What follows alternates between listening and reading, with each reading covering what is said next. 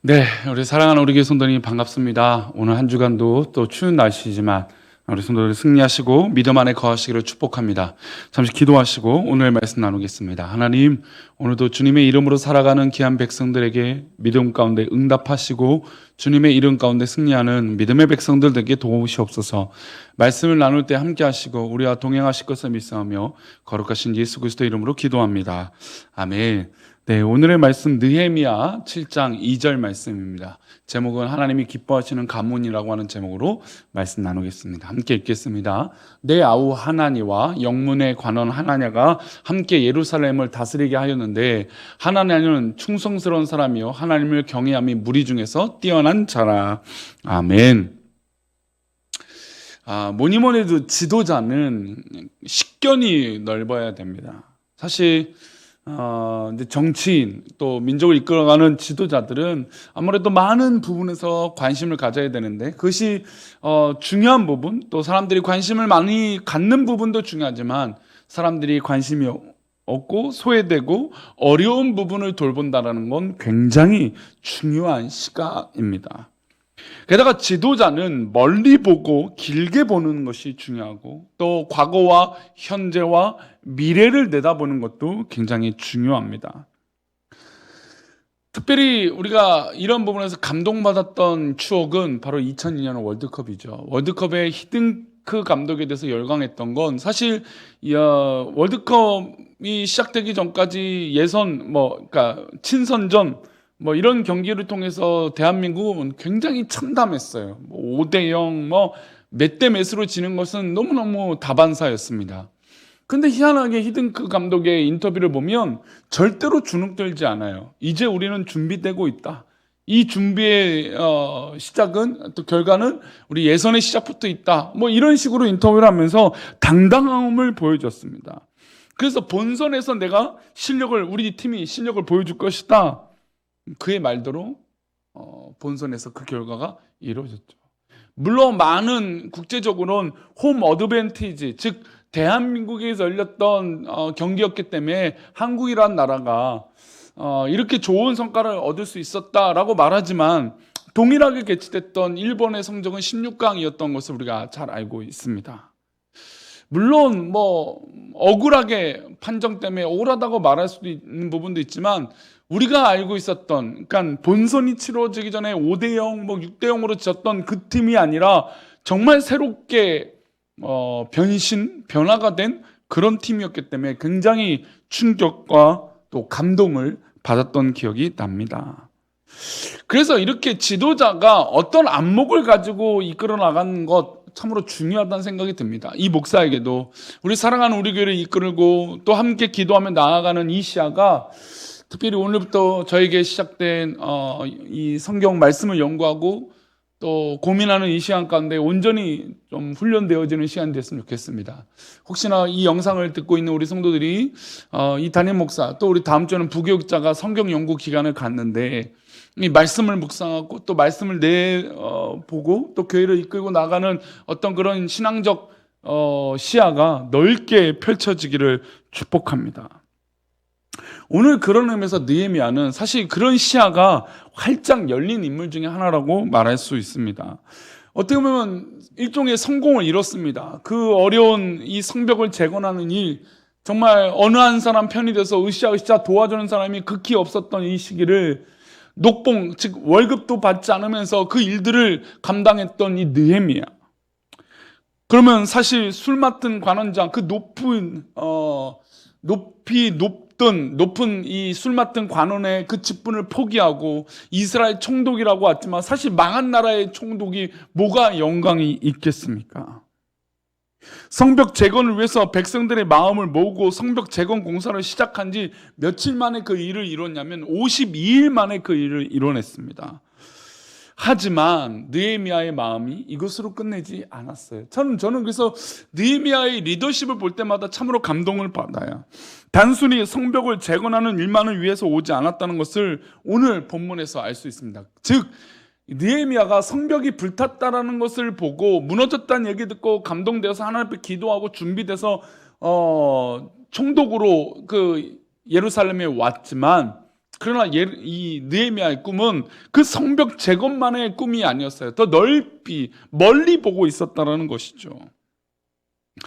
느헤미야의 속마음은 이제 백성들이 어떤 미래적 가치를 두고 싶었냐? 바로 백성들이 스스로 자립하는 순간까지 내다보았던 것입니다.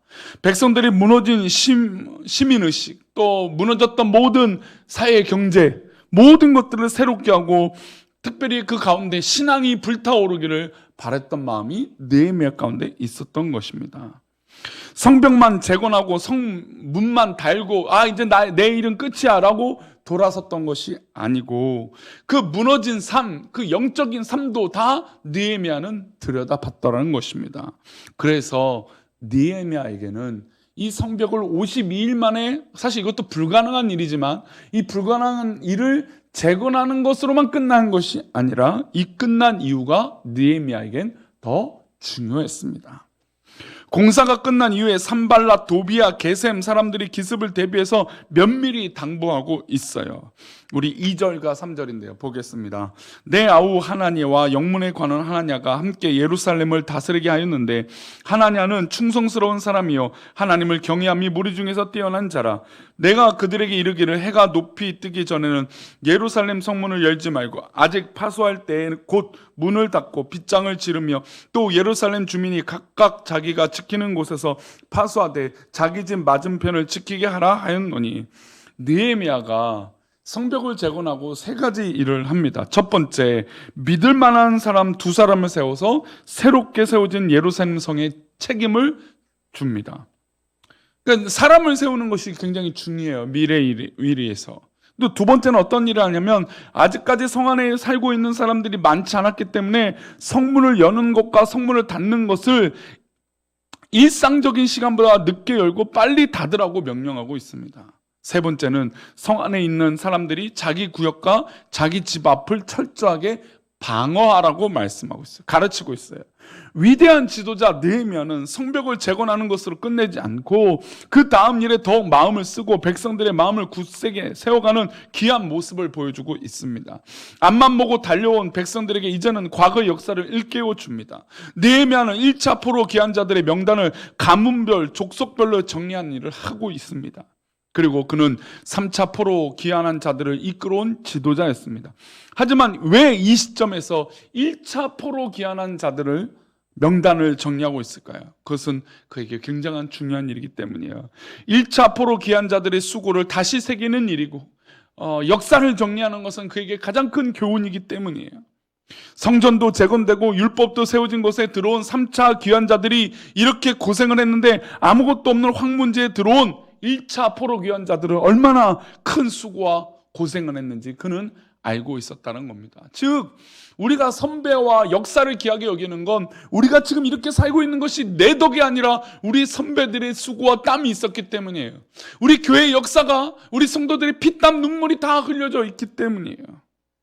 그래서 그들의 수고를 돌이켜보고 우리가 지금 수고하는 것은 아무것도 아니라는 역사의 의식을 백성들에게 일깨워 준 겁니다. 이건 굉장히 중요해요. 우리 어른들이 사실 우리 자녀들에게 미래 세대들에게 가르칠 것이 있다면 역사를 가르쳐야 돼요. 역사가 얼마나 소중하고 역사가 얼마나 우리에게 큰 교훈을 주는지 가르쳐야 됩니다. 그래서 이 역사를 뒤집어보고 느헤미야가 이 1차 포로 귀환한 사람들을 보는데 어떤 사람들이 등장하는지 아십니까? 사실 가문을 정리하고 역사를 정리하면 대단한 업적 있는 사람, 또 대단한 영향력 있는 사람들을 정리합니다. 그렇겠죠. 그래도 아무래도 사람들이 감동이 되니까. 그런데 느헤미야의 역사의 가문을 정리하는 이 이름들을 보면 사실 위대하고 대단한 사람들만 나오지 않아요. 정말 하나님 앞에 붙들린 가문, 믿음의 가문이 등장합니다. 한번 보겠습니다. 46절인데요. 46절 말씀입니다. 46절 다시 한번 보겠습니다. 46절입니다. 느디림 사람들은 시아 자손과 하수바 자손과 답바오 자손과 느디림이라고 사람이 나와요. 이 느디딤이라고 하는 뜻은 성전에 허드렛 일을 하는 사람들을 느디딤이라고 불렀어요. 이 사람이 나와요. 허드렛 일을 하는 종 같은 사람이 등장합니다. 근데 46절만 등장하느냐? 그렇지 않아요. 60절 말씀 보겠습니다. 60절 말씀입니다. 모든 느디딤 사람과 솔로몬의 신하의 자손이 392명이었더라. 지금 보면 솔로몬 신하의 자손이라면 대단한 영향력 있는 사람이잖아요. 근데 그 사람 옆에 느디딤이라고 하는 사람이 또 등장해요. 말씀드린 대로 허드렛다는 일을 하는 사람과 솔로몬 가문의 위대한 신하의 자손들, 사실 비교가 되고 차별이 되는 사람들이잖아요. 차별을 할 수 있는 사람들이잖아요. 그런데 성경은 또 느헤미야는 이 믿음의 가문을 느디님과 솔로몬을 동일시에 두고 설명하고 있습니다. 여기에 끝이 아니에요. 73절 보겠습니다. 73절입니다. 읽겠습니다. 이와 같이 제사장들과 레위 사람들과 문지기들과 노래하는 자들과 백성 몇 명과 느디님 사람들과 온 이스라엘 자손이 다 자기들의 성읍에 거주하였느니라. 느헤미야는 이 포로기한 1세대부터 포로기한했던 사람들 중에 느디딤이라고 하는 사람의 가문을 주목했습니다. 물론 다른 가문도 중요하지만 느헤미야가 느디딤이라고 하는 사람을 솔로몬의 신하의 가문과 또 성전에서 일하는 사람들의 중요한 직책을 갖고 있는 사람들과 동일시에 뒀다는 겁니다. 저는 이 본문을 읽을 때마다 감동은 하나님께서 우리를 차별하지 않으신다는 거예요. 하나님께서 우리를 구별은 하시지만 절대로 차별하지 않아요. 우리가 돈을 벌고 또 여러 가지 성공을 하는 거 있어서 우리 스스로 차별의식을 갖는 경우들이 있어요. 다른 사람은 차별하거나 아니면 우리 스스로 차별하는 경우들을 보게 됩니다. 이 느딤이라고 하는 사람들의 주 목적은 주는 것에 익숙한 사람이에요. 전쟁 포로이지만 이 사람들의 가문은 하나님의 이름 앞에 주는 사람의 역할들을 했어요. 그래서 장작을 패고 허드렛 일을 하는 주는 역할들을 했어요. 그런데 어떻게 보면 약해 빠질 것 같은 그 사람들을 하나님은 지켜보고 계시고 이 느헤미야는 들여다보고 있는 것입니다. 게다가 이 사람들의 이름의 히브리의 원뜻에는 주어진 사람들이라고 하는 뜻도 있어요. 그러니까 주어졌다는 건 뭐예요? 덤이잖아요, 덤. 이 사람이 없어도 되고 지금 있는데 풍족한데 또 주어진 거예요. 그러니까 사람들은 인식 가운데 무시할 수 있는 그런 사람들이었어요. 그럼에도 불구하고 나라가 망하고 황폐되고 또 포로 귀환하고 성벽을 재건하는 그 순간에도 이렇게 주어진 사람들은 등장하고 있다는 겁니다. 우리는 세상에서 하나님이 기뻐하시지 않는 곳에서 방황하고 살았던 사람들입니다. 어떻게 보면 우리들은 또 세상에서 느디딤 같은 사람일 수 있어요. 그러나 하나님은 이 믿음의 가문을 지켜보고 계셨다는 겁니다. 사랑하는 우리 교회 성도님들, 우리 성도님들의 가정이 믿음의 가문 되시기를 축복합니다. 믿음의 영광이 우리 성도들 가운데 가득하시기를 축복합니다. 느디딤 사람들은 자신이 주어진 삶이었음에도 불구하고 철저하게 하나님 품 안에 있었습니다. 그리고 믿음의 가문이 됐던 것이죠. 오늘 우리도 이렇게 하나님의 귀한 은혜를 받은 자들이고 우리도 느디딤 사람들처럼 하나님이 선택해서 성전의 일을 위임받은 사람들인 줄 믿고 오늘도 그 일꾼되어 하나님 뜻 가운데 승리하는 우리 모두가 되시기를 축복합니다. 오늘도 하나님 부르심의 멋진 믿음의 가문 되시기를 축원합니다. 기도하겠습니다. 하나님, 오늘 우리가 하루를 살아갈 때 역사 가운데 하나님 기뻐하시는 믿음의 가문, 하나님께서 좋아하시는 그런 믿음의 가문 되어서 영광 가운데 쓰임받는 우리 모두가 되게 도와주옵소서.